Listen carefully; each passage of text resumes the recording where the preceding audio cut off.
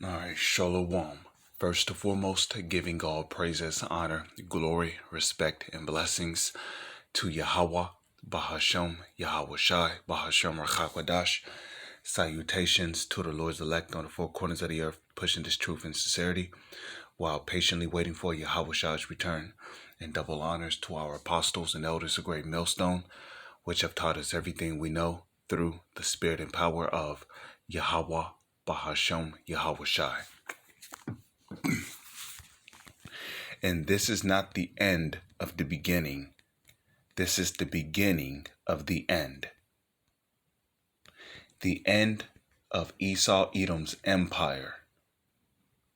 That's right. Russia's campaign in Ukraine is the beginning of the end of the so-called white man's rulership. And the reason why I say that is because what's happening in Ukraine is a sign of the end times. And what's happening in Ukraine is no more than a buildup to World War III.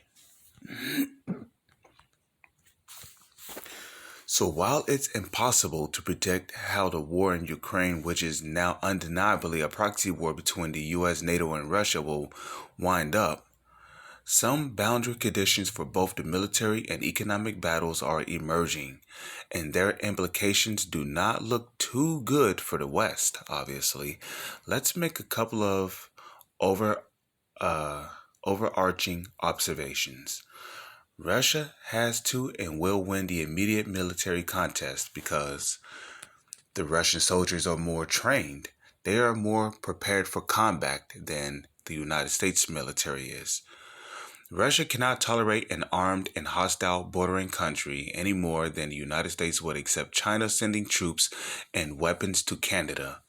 Russia wants a neutral Ukraine, which is what we all been talking about recently, right? How Russia wants Ukraine to be a neutral country, and how Russia does not want Ukraine to join NATO. Because if Ukraine becomes an ally of NATO, in which NATO is an ally of the United States, then that will give United States rights and power over Ukraine. And Russia wants no part of that. Note that Russia launched this invasion with clearly stated objectives of demilitarization and denazification, which most assuredly did not amount to the conquering or occupying Ukraine. Putin also said something to the effect of, "We won't stay where we aren't wanted," which did signal a willingness to entertain Crimea-type referenda using the precedent the United States set in Kosovo. The United States and many European countries have taken such extreme positions about the Russian invasion and how it's hard to see how they back down when Russia wins. And at the end of the day, there's not going to be the only winner that's going to be still standing during World War III is going to be Yahweh Shai, his angels, and Michael, and Yahweh Shai's elect men. Those are going to be the true victors of World War III. It's not going to be Russia. It's not going to be China. It's not going to be the United States. It's not going to be Europe. It's not going to be NATO either. It's not going to be Australia, Antarctica. It's not going to be any of these continents. Yahweh Shai, who the world calls Jesus, when Yahweh Shai comes back in what the world calls a UFO, he's going to be the last one standing at the end of World War III. Yahweh Shai, Michael, his angels, and his elect men. Anybody who's still alive after World War III that are heathens, you're going to be slaves. You're going to be slaves in the kingdom of heaven.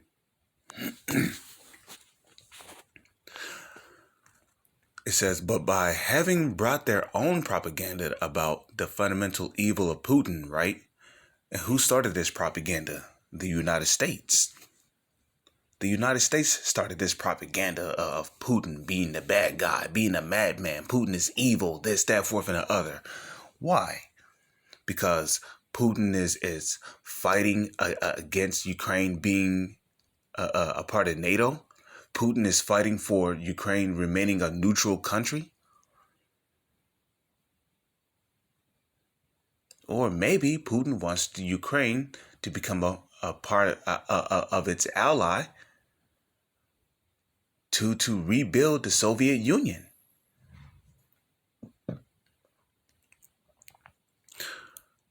Russia is prosecuting a methodical grinding up of Ukraine's military capacity, and quite a lot of measures is doing very well. Looking at territorial acquisition was and is the wrong way to assess progress.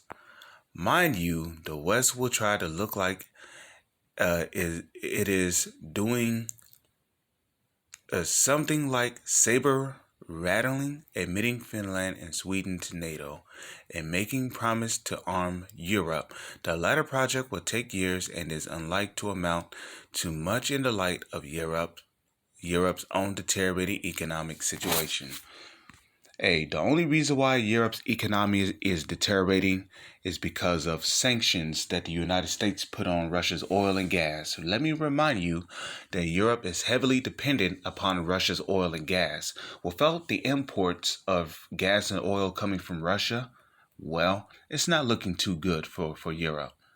And we can clearly see why NATO is going to end up turning against the United States in the long run.